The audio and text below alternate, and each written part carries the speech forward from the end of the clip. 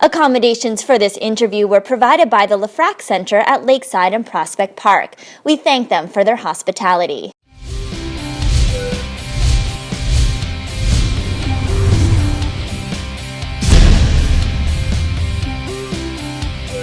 Hello and welcome to the skating lesson. I'm Jennifer Kirk. And I'm Dave Lees. And Jenny, it's our long-awaited interview with Michelle Kwan. This is the moment. Yes, you flew into Boston, drove down yesterday.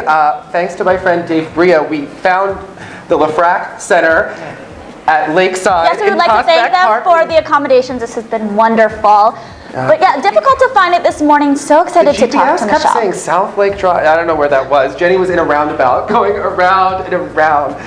Very exciting. She was in a red Prius. I think that was Michelle Kwan had like a stolen Prius this summer. Like it had its own Twitter account. Anyway, in Rhode Island. Michelle Kwan doesn't steal cars. No. Her car got stolen. Well, we should ask her about that, perhaps. Yeah. But we are so excited to talk to Michelle about her career. Again, this is the interview that you guys made happen because of all of your tweets, all of your time spent telling her how much you would enjoy seeing her on the skating lesson. So thank you. And all their GoFundMe support, even though we wouldn't tell them what it was for. You trusted us that we were going to give you something good. So what are you looking forward to most, Dave, before we start this interview? I don't know, there's just so much we need to ask Michelle about her career. I think she's a very fascinating woman. I mean, there's so much we know, and yet she's kind of a little mysterious, so I'm excited. I'm very excited as well to go back and relive Michelle Kwan's skating career on the skating lesson. We hope you guys enjoy this interview. Well, hello, and welcome to the skating lesson, Michelle Kwan. We're here at the Frak Center at Lakeside in Prospect Park in Brooklyn, not far from the Hillary Clinton campaign headquarters. So you're working on a high-profile campaign, to say the least. So how much does it fuel your competitive instincts? Wow, how does it fuel my competitive instincts? I think it really comes to play the skills that you learn in figure skating about determination, hard work, perseverance.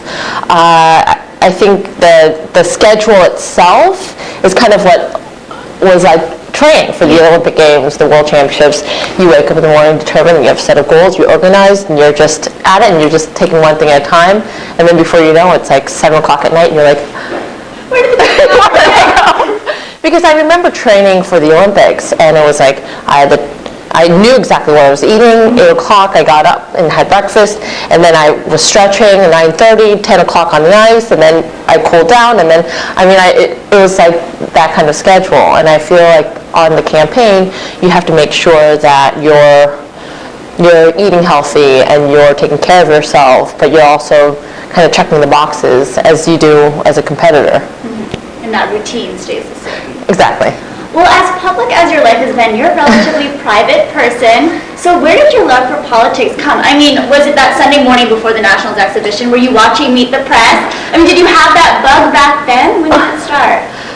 I have always been sort of in the periphery of politics. I was traveling as an envoy with the State Department. I was appointed on the President's Council on Fitness, Sports, and Nutrition. But not until my husband, ended up saying, what do you think about running for governor? Like, not for me, but I will. Okay. Yeah. And I had the honor and privilege to work at the State Department under Secretary Clinton. So when this opportunity came about and was offered a position as a staff member, I said, why not? Let's do this. Well, one of the often told stories of your career was the financial strain that skating put on your family growing up. I think they had to sell their house in order to finance your career. As a kid, how aware of that were you? Did you know what was going on, and did that put pressure on you at all? My parents, I think, taught us at a very young age it made me understand how much they were sacrificing to give their kids an opportunity to skate.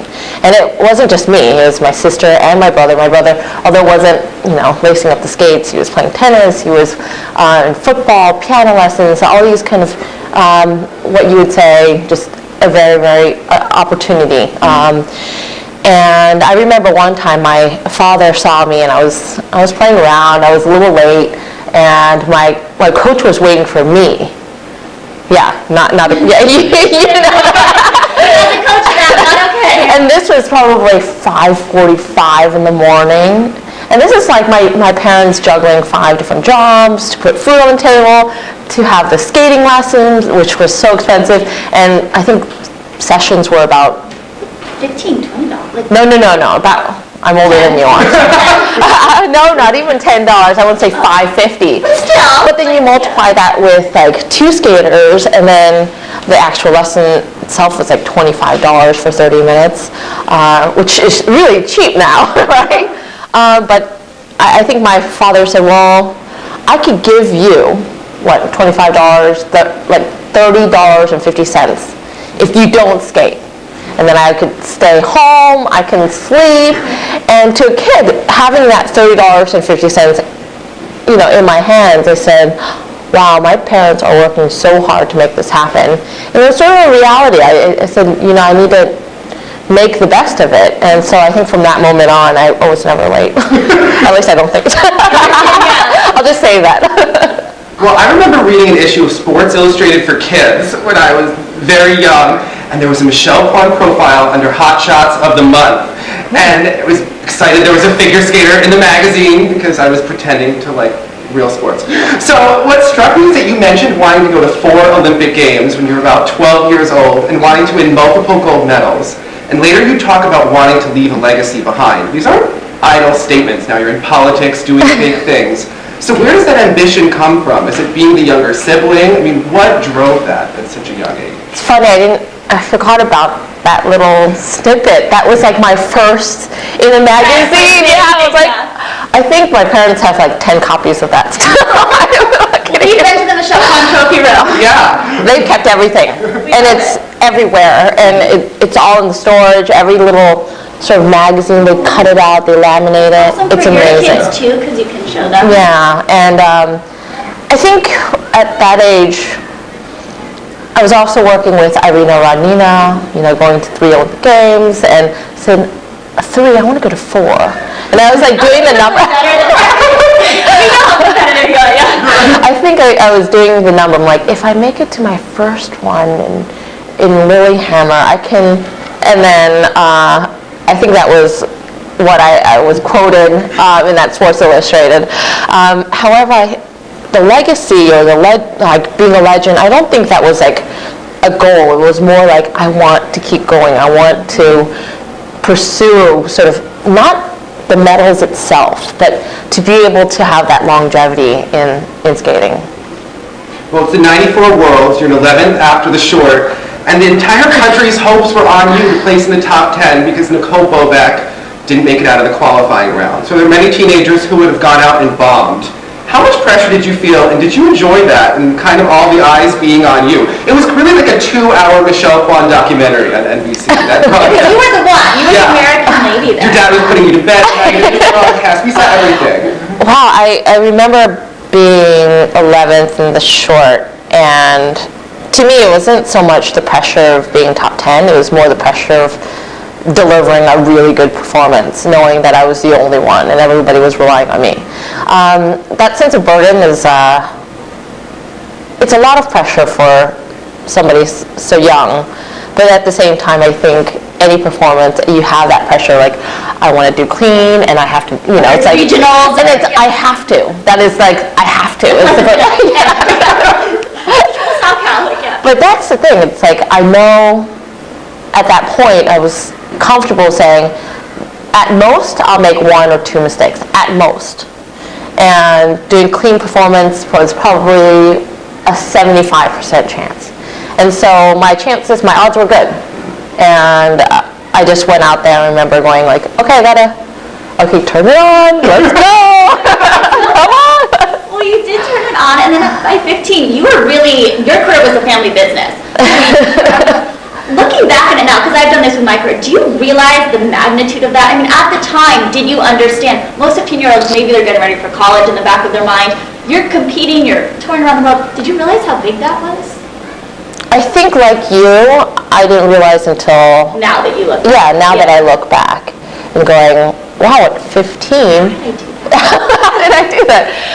But I also look at the young skaters these days, and I'm like, how do they? They're 17, and then I'm like, oh, I was once, 17, and so poised and At 15, I remember winning my first world championship. And it's like, it's the most amazing. You dream and you work hard and you have a set of goals, and then you're on top of the podium and you go, it's amazing. Yeah.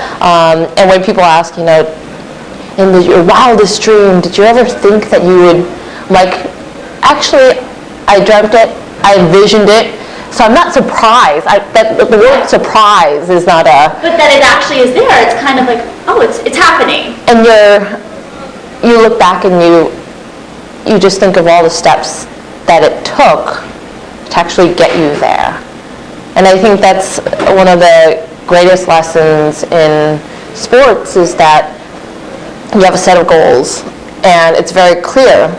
Like, if you don't do your long programs, the chances of you doing a clean run through. For the current skaters that. Don't leave out the spins. Don't leave out the spins. Those are the hard. Well, for me, that was like. Yeah. I can't imagine doing a Billman or one of those. Yeah, the haircut. No. Did you ever do a Billman? No. Okay. I even have a Michelle Kwan spiral. Nancy Kerrigan where I missed my leg. But it's amazing what they're doing now. It is truly amazing. Well, at the 96 Worlds, you were undeniably the favorite after an almost undefeated season. And Lu Chen skated, she got 2 6.0s and really did a program that was better than she did the year before when she won. And you skated, you did your triple-triple combination, you doubled the second jump, yet you appeared very zen on the outside. There was no panicking. So what was your internal monologue like on the ice at that time? I remember exactly where Frank and I were when Lulu skated. And Frank seems to always know what's happening. It's not that he doesn't allow his skaters to watch the skaters beforehand. It's more like he doesn't advise. And I never really, I mean, if they do a clean program with a triple-triple and triple axel quad, there's nothing that I can do in my repertoire, my program, that I would change it. And I remember hearing 6.0, and I was like, was I hearing that correctly? Yeah, because that's very rare. And I'm like, how do you beat a perfect score? But I think at that time, Frank came back to me and he was like, it's okay. 6.0, there's still room. And there's always room, right? So I went out there and I think it was more like, I need to do what I know I can. And the rest is really, up to the judges to decide. I think that was sort of the thought that was going through my head. It's like, now I really got to, I got to bring it. There's no like, oh, I play it safe. No, I got to come up to my very best and see if my best is good enough. Well, the 96-97 was obviously tumultuous, but you did regain your form at the end of the year, winning that long program at the World Championships. But the Olympic gold medal that it seemed so certain that everyone said was such a lock, it was more competitive that summer. So what was training like in 97? Do you have a beast mode that you were into? How many triple-triples were you trying? How many run-throughs were going on that summer? It's funny, my training was very standard. There was nothing that I did different every year. It was like I had my short program run through, my long program run through. I might do real big chunks of my program, but I think it was more like let's do this and have a real sort of attack mode. I think athletes tend to, sometimes it's up and down. And when you're down, you have to figure out what is it that you need to get yourself back up. At least to like a level where you know that you're improving and you're pushing yourself.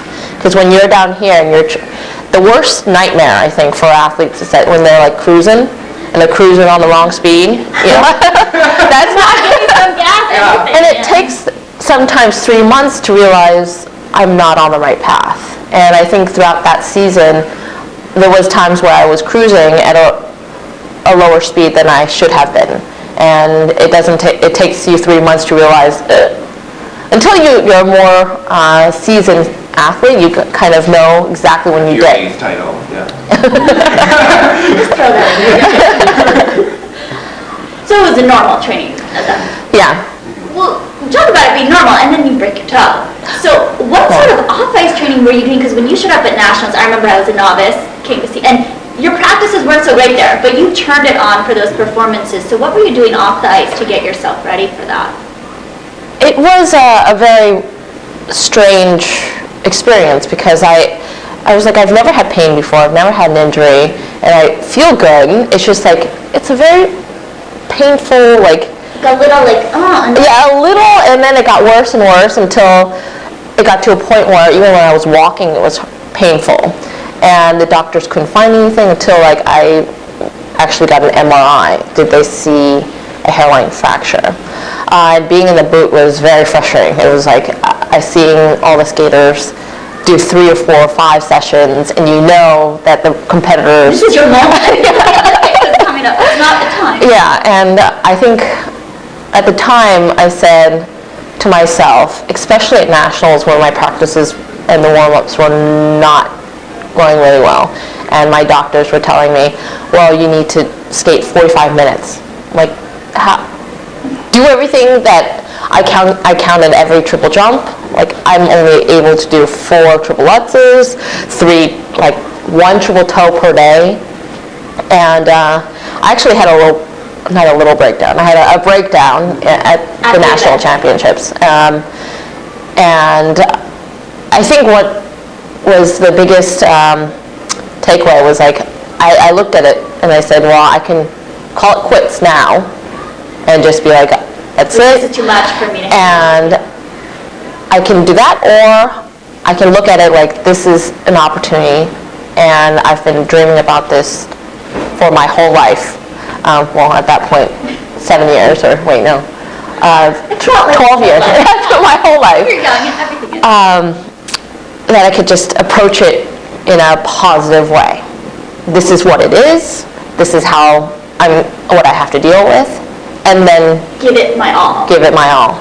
And I think both performances, it was like a very enlightening, like a very, like just freeing, like just, I don't know, liberating It's almost like experience. you relax into the moment and you said, what's going to happen? I'm going to try my best. And Yeah. really what all skaters say, but you actually lived it. And I think the music and the crowd and it all came together for those national championships. And one of probably the most memorable championships for me. Were you visualizing off the ice during those weeks before? Are you doing Pilates? Like, what did you do? I feel like you guys know, like, you're like, you know what I'm thinking. No, but during that time, that was what I was doing because, like I said, I only had 45 minutes. And what was so interesting was I would actually do visualization and kind of sit down and not have music, but visualize from beginning to end. And I remember, I can't remember, it's like 4 minutes and 8 seconds. And I would actually time myself. Without watching the clock? Without watching I was just body can feel it. going from beginning to end. And it was, when I open my eyes, it's 4 minutes and 8 seconds. And the power of your mind is huge. Yeah, especially being an athlete. Sometimes it's like, it's making this connect. Exactly. If this gets in the way, sometimes it just doesn't work. Well, it definitely worked for you there, and it's been nearly 20 years since the 1998 Olympics, and people are still analyzing that event. I mean, you were phenomenal, Tara was phenomenal, to clean shorts, to clean longs, and there was talk, maybe you were skating not to lose, a little bit tight, that your dad may have said before the Olympics, just stay on your feet, gold is yours. So when you look back on it now, I mean, do you spend time thinking about that? And when you look back, what's your take on the event? Were you skating not to lose? I think it's interesting because, well, first my father didn't say that. Okay. The 3 things that I always remind myself before I skate is, do I have my legs under me? Take a deep breath. And I think the Olympic Games in Nagano, as I reflect back, there was one element that got me a little caught off, like it was one of those like, oh, I almost fell there. And it's not like the smooth edge. And I think from that moment on is my flip. And I think I was a little off. And I think from that jump, I became more tentative as the music came on, and was like very cautious, as opposed to approaching it like with more freedom. And that's how I felt. And even in Nagano, it was such an intense 2 weeks. Yeah, I mean, just every practice, they would broadcast the practices on live. I mean, you know how nerve-wracking your log program to do the first practice was like an event. Yes, on NBC, like night. It was like the night RCBS. The Americans weren't doing well, so we saw your practices like every day. I remember the first practice in Nagano, and it was at the official rink. And you know, when you skate over, there's usually like they have beautiful in the middle, like Nagano, and well, that was exactly what I had framed. Somebody had given me a sticker, and I framed it above my bed. I had it for about 4 years at least, probably 6 years. It was the first thing I saw every morning, the last thing I saw every night. And so when that day came and I was in the practice, and I don't think there was only me and maybe one other skater. I skated over the Nagano and the rings, and I teared up, and Frank was like, "Come here." He's like, "Wake up!" No emotion, Michelle Bot.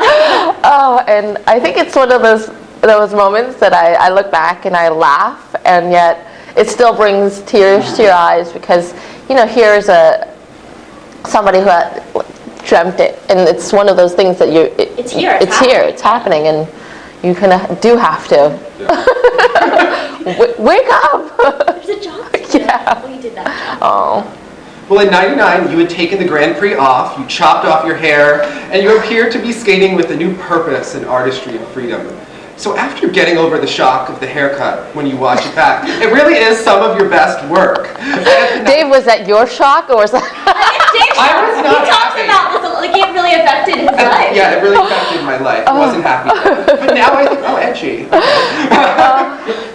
So at the '99 Worlds, you had only competed at nationals, and you were having a cold. It sounded gnarly on TV, but ABC was billing those Worlds as the coronation of the artist. So how ready had you been, and how disappointing was it to get sick at Worlds? Jeez, I can't even. Yeah. I remember cutting off my hair. And Take us through that. Yeah. what was going through? When you went to the salon that day, did you know, like, this is what I'm going to do? It's like the Yes. original Britney moment. Okay. Yes. Yeah. Well, I sat down, Yeah. and I said, well, I want it short. I want it like, and I had envisioned like the pixie haircut that was very popular. Yeah. And I remember the hairstylist was like, "Are you sure?"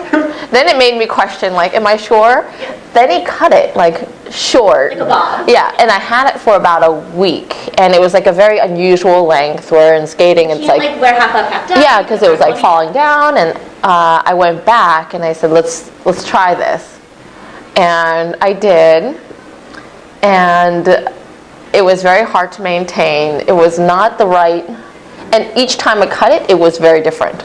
Even with the same stylist? The only time that it actually felt okay was at the national championships, where it was like it fell the right way, although it had like a little, it had a little like mohawk in the front.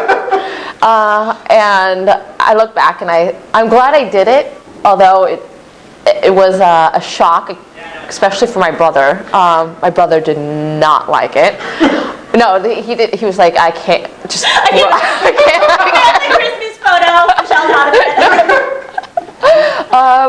But then at Worlds, it ended up growing out to like a little bob, and that was fine. It's just more about the hair. Yeah. Yeah. Well, some of your big fans will note that for a few seasons, the choreography we would see at Skate America wouldn't be in the program at the World Championships. So some choreographers get really mad and will call up skaters and berate them for it. So why the changes? I think there's certain seasons that happened. The one that comes to mind is in Vancouver, when I wanted to change it where I had the loop right in front. I was not doing the loop very well when I was in the middle of the program, and I didn't have enough time to work with Lori And I think Lori was not very happy. Rightfully so, because, she had planned this program, and the loop was in the middle, and there was choreography in the beginning, and I simplified it because loop was like my... You want to land the jump. But loop was specifically like the one that gave me nightmares. That, like takeoff, and then, yeah. What is it about it? Was loop... Yeah, and I remember Frank would always say, go in the straight line, like keep it in the straight line, but I like to do it really curvy. I needed that. Yeah, Frank and I had a battle with the axel and loop in terms of the direction, and axel, it ended up working out because it straightened me out. The loop, I just never felt like the angle. Right hip, yeah. And I don't know what it was. Maybe it was like the straight line I tried and it didn't work. And I'm like, we would go back. Yeah. We would go back and forth, and I think at the end we ended up. I never really did it on a straight line.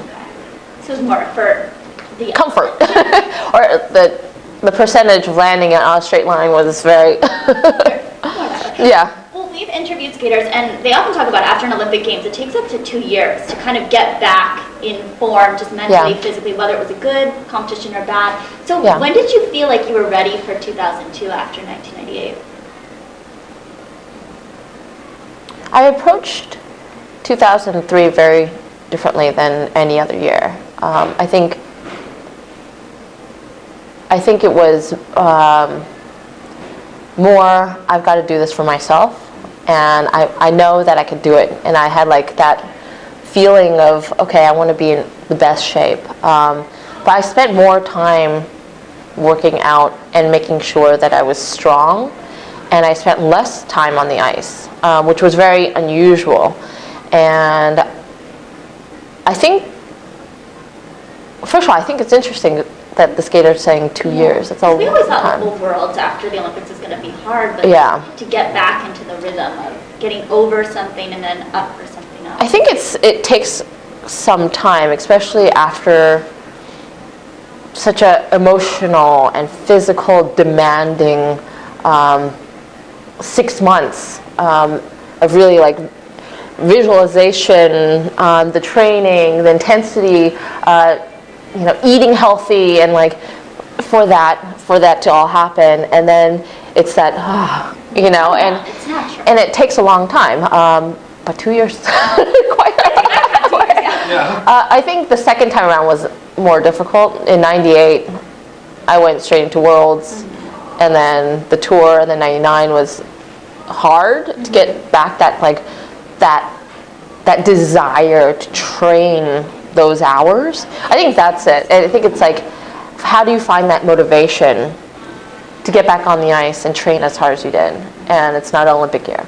But there were always so many competitions that if you can find that motivation, it doesn't have to be an Olympic year for you to, keep getting up. Yeah, and turn the fire on and keep going. Well, after '98, you were really a professional skater and an amateur skater at the same time with your schedule, with the touring, the commercials, the TV specials, everything that you were doing. So was it possible to train as intensely to increase your difficulty with everything on your plate, or do you have to just maintain at some points? It was helpful, actually, being on the road and doing shows and being able to find that that choreography, that artistry that sometimes when you're younger you're just like, oh, I'm going to do this jump, and then I'm going to jump and jump. Yeah, exactly. And not until you're with professional skaters and you actually see an audience and you don't have 7 triple jumps, you have 3 or 4, and do you really broaden as a skater, as an artist. And so I took advantage of that, and I also made sure that my programs had a lot of jumps and spins, so then you're actually kind of training in some ways. But it was tough. I mean, I had a very busy schedule after '98, and being on the road and doing, was it 100 days, like 80 shows or something. Yeah, and not knowing where you're staying, what hotel room. I'm in a bed. I know I have to skate tonight. Oh, yeah, that's all you know. Get me some chicken. Like, And let's go, yeah. Well, there were times at some events, like 2000 Nationals or a couple Skate Canadas, where you didn't seem to have that same spark that we were used to seeing. So, did you ever feel stretched too thin? I mean, you were in school at the time as well. Were you burnt out ever? I think when I enrolled at UCLA and trying to do the Skate America, Skate Canada, it was hard because I wasn't as trained as I should have been. And it was sort of a reality check when, after those international competitions, I was like, it's hard. I want to do all of it, but I have to. Something has to give. And I think at that point I said I need more than 1.5 sessions. I was trying to coast, and it was clear in my performances that it wasn't up to the standard that it needed to be.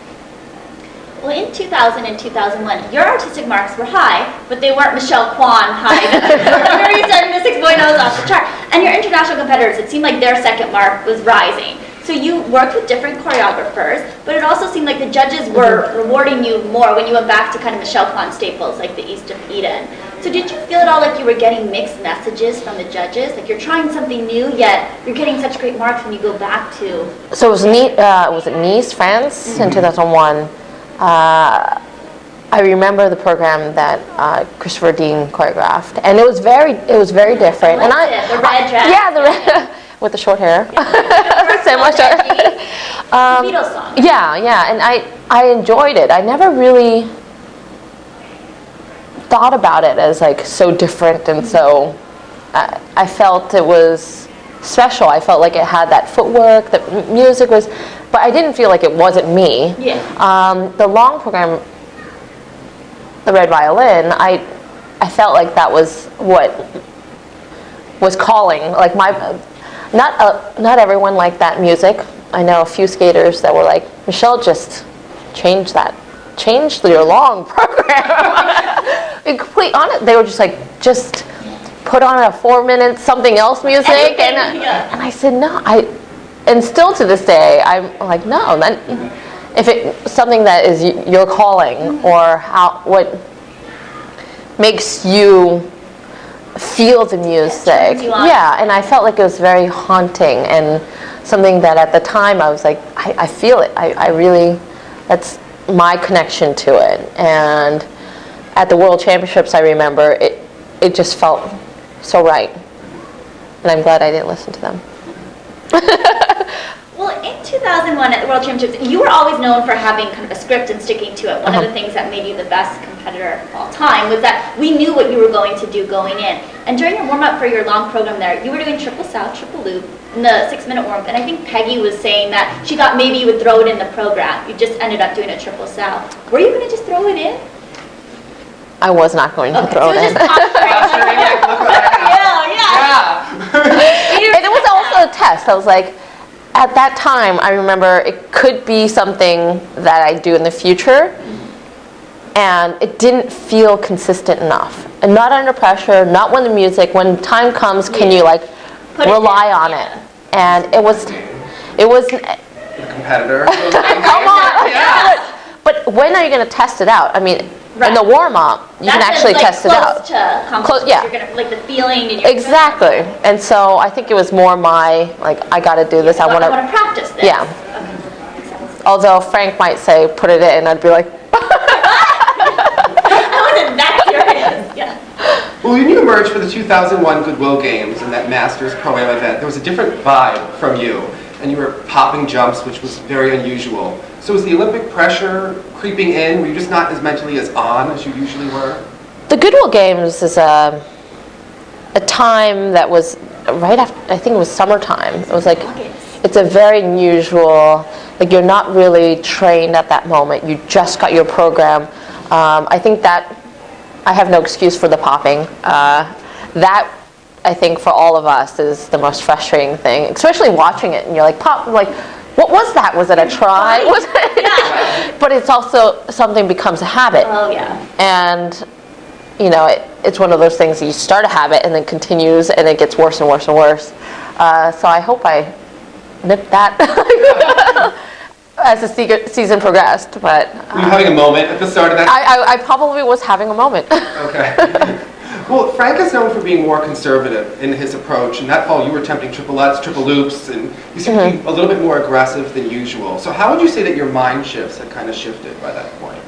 I remember that summer, I actually was able to do a triple Lutz, triple toe, and I remember having to like feel that urge to push and push into that triple triple, which is now like if you don't have two triple triples, it's Yeah. Who are you? yeah.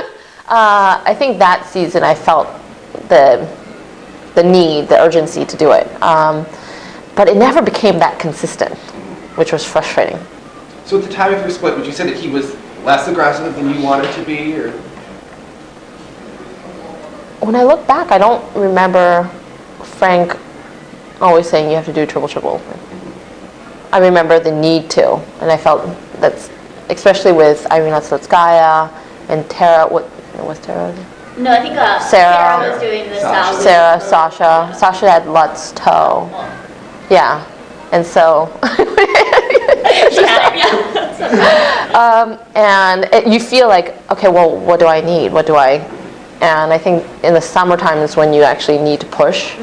And then as the season progressed, I remember like, what is it that you rely on? Toe was like the jump that, Staple. yeah, it felt like I could deliver. I know I have a high percentage of landing it, and in some ways, Frank and I saw eye to eye in that sense, that we were both very conservative. So would you say like you needed to push yourself more at that point? Our whole goal, I think, in terms of being conservative, what I meant was like he expected, like I wanted to be consistent as opposed to like, well, I have 10% chance of doing this triple axel, and I have 5% chance of doing this triple. It's like, good luck doing clean program, right? It's like, it's just, yeah, it's being realistic of what you're capable of doing. Well, throughout that season, some of the techniques of your jumps started to slide a little bit when you went on your own. I guess you can point to the Grand Prix final, the triple flip was getting less consistent. So why didn't you bring in a technical coach to kind of consult? I think at certain points in my career, that the ability to do certain jumps, like toe was always fairly easy for me. Loop was always difficult. Beginning to end of career, loop was always difficult.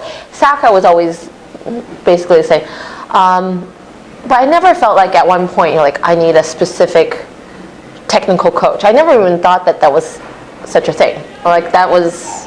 It was like, if you're going to bring a coach in, it's going to be my coach. Yeah, exactly. I didn't have the mentality of like, here's somebody that does only jumps, only spins, Right. only choreography. So bring it was, something in, it's everything. yeah, it never really crossed my mind. And there was not, back in the day, I know, honey. back in the day, I never felt like there was coaches that were specific. I'm the triple flip master, you know. Right. No, Did you feel you not needed, I guess, why didn't you feel you needed someone there with you? I guess looking back, I could have said having one particular person work on that particular jump. But near the end, I think Raphael was that in terms of he and I worked together with the triple loop. And at the time I was like, okay, well, can you become my full-time coach? And we really worked on specific entrances, and it was very eye-opening because you approached it very differently than I was used to. And plus, when you get older and you mature, and your reaction's different, your weight is different, your rhythm is different, and so you have to approach the jumps differently. It's not a one standard cookie cutter kind of like, Always this get is, your right back. yeah, exactly. Yeah. It's like sometimes it ends up being, the approach is very different. On February 21st, 2002, you woke up in first place after the short program at the Olympics. The Olympics were here in the United States, Yes. a ton of pressure. So what were you feeling that morning of the long program? Do you have a Michelle Kwan ritual that you do every morning at a competition? After the short program, you always kind of like say, like, how tired and fatigued am I? You know, how you have to kind of analyze your body as an athlete. Just, I remember after the short, I do have like not a ritual, like more of a routine. It's more to get your body rested, make sure you get enough sleep, to have the right snack. After that. Yeah, exactly. So it does change your schedule a little bit, and I remember going like, okay, well, there's still a long ways to go, a long ways to go, and making sure that I had enough energy and the practice before the long program. It's like pacing yourself, and it was kind of routine as usual. It wasn't anything spectacular, nothing that I remember going like, I've got to change this all. It's like, yeah, it's just taking a nap before the competition. You don't sweat more during the Olympics? No. It's cold. I sweat all the time. She's nervous. Yeah. Well, one of the things you did talk about during your Olympic fluff piece at that Olympics was that you didn't have that spark in Nagano. And I remember skating after you at Nationals many years, the long program, and that spark was, honey, like it was everywhere. You could feel it after that second triplets. So do you feel that night of the long program, did you have that spark? And was that something that you could kind of sense before you went into the arena? Or was it just in that moment it would come about? I think you try your hardest to have that moment when you're getting onto the ice. And it is that, like, I've trained so hard, I've done everything that I could possibly do, I ate well, I am in good shape, like the best shape of my life. Let's do this. And having that spark, sometimes you have it and sometimes you try to have it. You try to raise up to that level. Sometimes it works and sometimes can't manufacture. You can't manufacture. It has to have that organic kind of feeling. But you train your hardest to make that a possibility within, Did you reach. feel it that night for your long at the Olympics? No. I made a mistake on that flip, and I was like, ooh. And it's one of those things that when I look back on my career and think of like we talk about consistency, right? Like how many programs, what are your chances of doing a clean long program? 70%? That's high for an e-skater. But making one mistake, 1.5 mistakes, that's, it's normal. It's normal. Like a good run, like a normal run through. But then are you happy if you made one mistake? No. Particularly when it's not the Olympics. Yeah, exactly. So it's like one of those things you look back and you're like, why didn't... It eats it. It's like, you're like, but it happens. And I tried my hardest not to make those mistakes, trust me. And you have to that's what competition's all about. It's like you come in fully prepared, knowing that you worked hard, and all the skaters, you're not the only one that's worked hard. All the skaters have worked hard. Sarah, Irina, all these, and you try your best, and you kind of there's a part of it that's out of your hands. Yeah. Exactly. You do everything you can beforehand. Well, you talked about no regrets. That was kind of your mantra. Yeah. Now that we've had time, you can look back on it. Do you think if Frank, Raphael, Tatiana were standing by the board tonight, would that have made a difference? I don't believe so. There was nothing that I could have done differently. I had the most amazing national championships in LA that year, and I was, putting myself on the ice. My dad was there, and so it was no different. From that time to the Olympic Games, I felt I was well prepared. I had trained. I was ready. I was capable. And there's no magic words that people can say to you that will make you have that spark or make you turn that on or guarantee you do a long program. I would never even listen when they would say It's like checking that you have that last sip of water. Yeah. Your skates are tied. Everything's good. And you're just doing the clockwork. And I think the idea of somebody giving you the magic wand and being like, clean program. Listen, Although I have to say that those moments that I had with Frank or my coaches Scott or Raphael, those were moments that like sometimes you need that.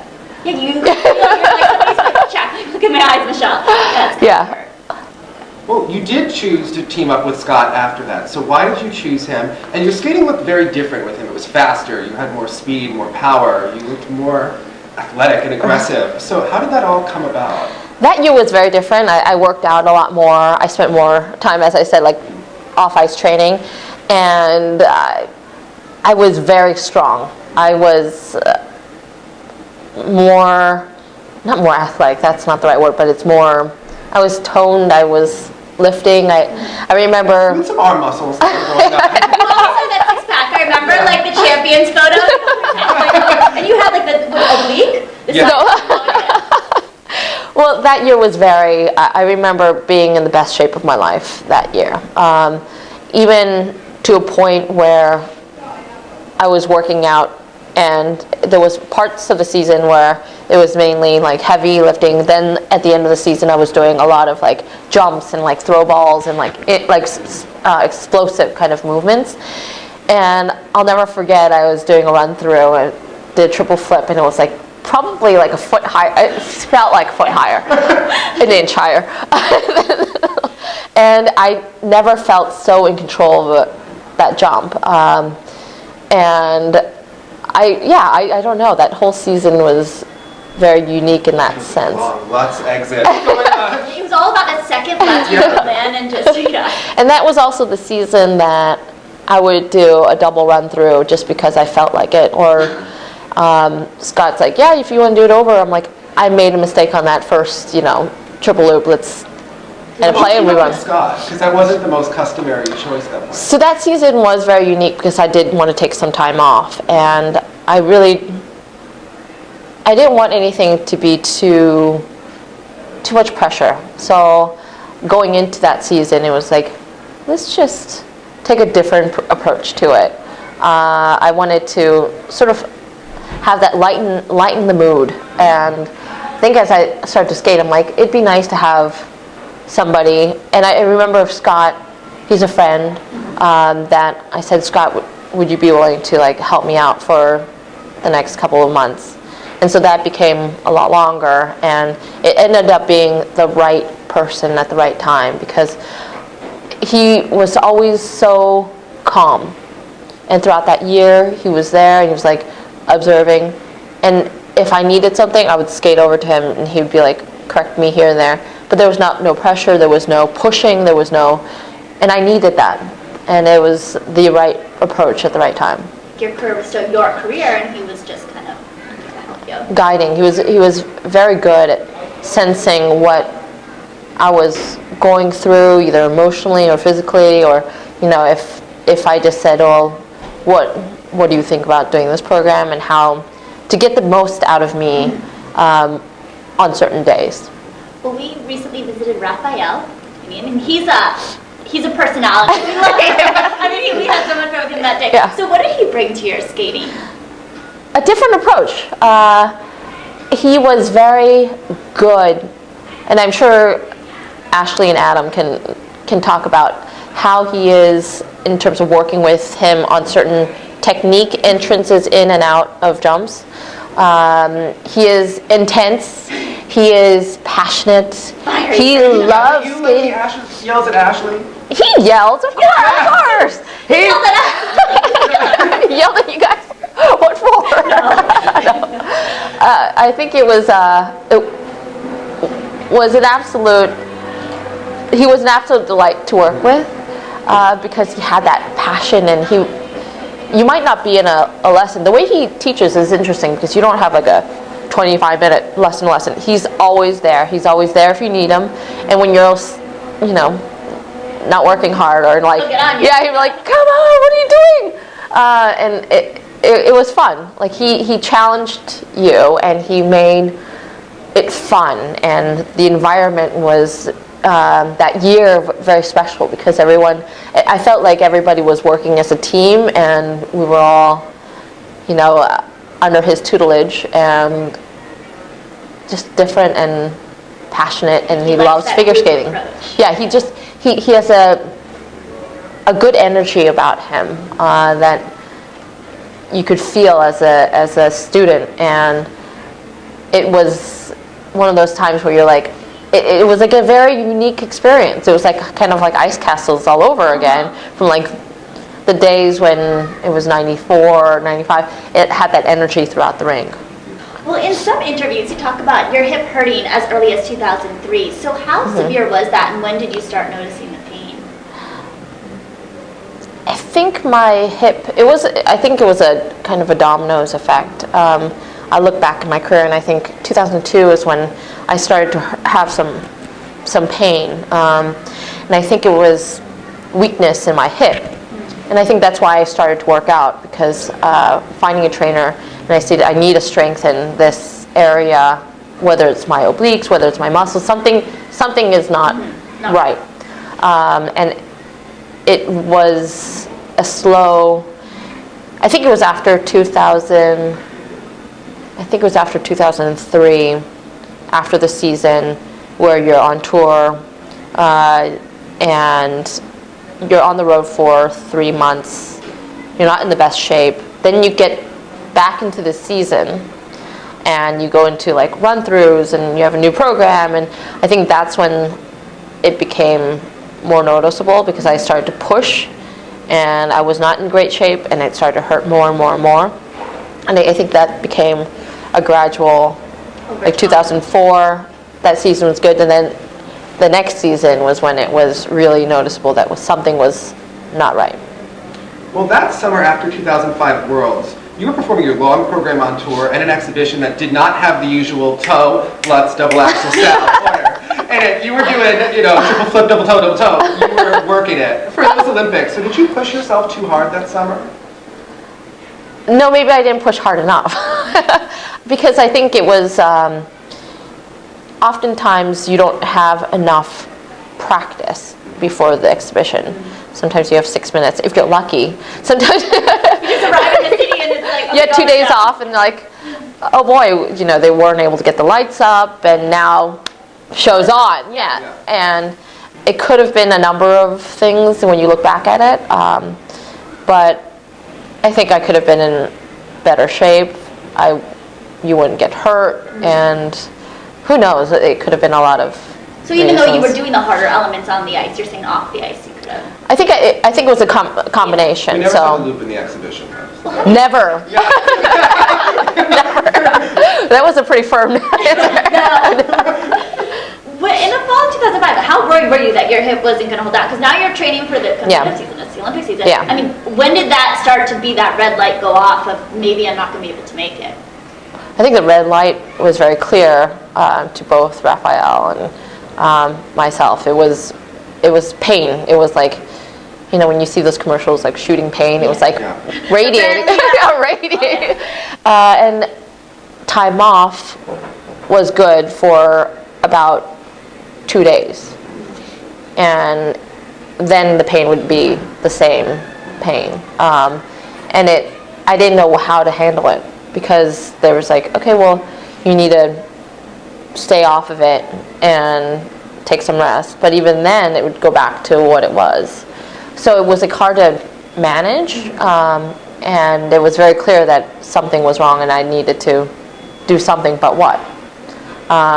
It was not the time to do pretty much anything, and it was not even a doctor said, well, you need surgery. It was like, take time off, do this, do it. Like it's not helping. Yeah. But it was very frustrating, and I think if you ask any athlete who has been injured, it's the most frustrating thing, because you really want to, but you really your body, your instrument is not. It inhibits you from doing everything you want to do. How did you handle that though? Because you're somebody who's, how to get your body in shape. Yeah. You know how to like turn it on when you need to. So when something that is so out of your control, what was that like just emotionally? It was very jarring. Yeah. Because there was nothing that I can outsmart my body. No, you can't. It was telling me something. And I think it was one of those things that I'm like, it is what it is. I'm going to try to manage my practices. I'm going to try to manage what I can and cannot do, what is painful, and then kind of work within the parameters that I'm given. Have that patience. Yeah. Well, that season, you sought out Tatiana to choreograph your programs, the political move of all time. Really? And your free program we never saw, but 4 years later, Mao Asada performed a program to the same music with a costume, and she slapped herself across the face mid-program, and it was very outrageous. So what was that program like? I don't remember slapping my face at any point in that room. It was this, Mao had a very dramatic program. Tatiana was fun to work with. I don't know why you say it's a political move, but that's, I like the conspiracy She theory. working the judges in some interviews. She once said the Canadian judge didn't know how to cooperate, and that's why 40 crabs can never win. I mean, She outright said you that. have to read the Russian articles. That Russian. Yeah, I can't read Russian either. this Elena Vaitsahovskaya, you know, she really writes the truth. Although I have to say that the donut spin, the Bielman, Yeah. and at the time she's like, it's more points, more points. I remember I was on, the boards, and I'm like, she's like, can you try? I'm like, Tatiana, I'm 25, I think I know. I would have done it when I was 15. And she's grabbing my leg, and she's like pushing me over. I'm like, okay. She's like, go try now. I'm like, go try. And I remember going, no, it didn't. I mean, it wasn't even close to. But she was fun. I mean, the choreography was very, very dramatic, very intense, and she was very different than anybody that I've ever worked with. And I thoroughly enjoyed the program. The program was intense, but it was exactly how I felt. Like, if I were to compete, I'm like, this is what I want. Yeah. How'd you get to sing music as Irina for the short? Was that just like the CD of the moment for choreographers? Could have been. Yeah. That was just random. Well, on our show, Frank said that he knew by looking at you that he didn't think you could skate at the Olympics that season. And I remember you skated at the Pro-Am and you opened up on a triple toe, which we had never seen you do. It was like a 2.5 toe loop. So how ready did you feel getting on the airplane for Torino? Felt worried. Mm-hmm. And even doing, if you remember, I couldn't make it to nationals, and the judges came over to the rink to watch me do the run-throughs of short and long program. And I felt, prepared. Of course, I had my short program, I was doing run-throughs, but still it didn't feel like my best. And I had a chunk of time between then to the Olympic Games, and still there was pain. And I had made a promise to myself. And when you think about all the skaters that train so hard for that opportunity, and I was given a second chance because I didn't qualify, going to the national championships, and I was grateful for that. But when I came, remember, to Torino, I had one practice. I remember not feeling like this is the way it needs to be. Yeah, and I was still feeling pain, and I think I was able to think I could push through it.